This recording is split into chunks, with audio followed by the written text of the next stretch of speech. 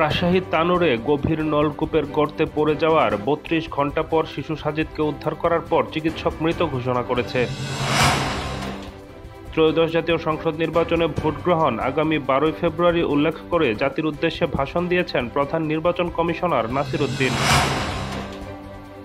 নির্বাচনী যুদ্ধ মোকাবেলায় দলের নেতাকর্মীদের একযোগে মাঠে নামার আহ্বান জানিয়েছেন বিএনপির ভারপ্রাপ্ত চেয়ারম্যান তারেক রহমান। জাতীয় সংসদ নির্বাচনের পরই মেয়াদের মাঝপথে পদত্যাগ করতে চান রাষ্ট্রপতি মোহাম্মদ শাহাবুদ্দিন। বার্তা সংস্থা রয়টার্সকে একথা জানিয়েছেন তিনি।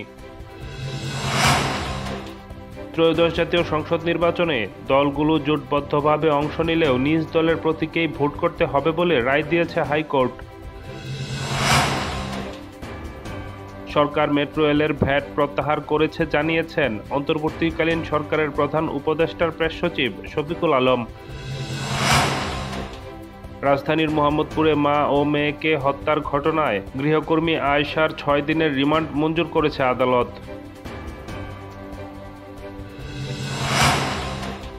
জামালপুরের সরিষাবাড়িতে লিপি আক্তার নামের এক র্যাব কর্মকর্তার স্ত্রীকে শ্বাসরোধে হত্যা করে চুরি। গতরাতে পৌরসভার গণময়দান এলাকায় ঘটনা ঘটে।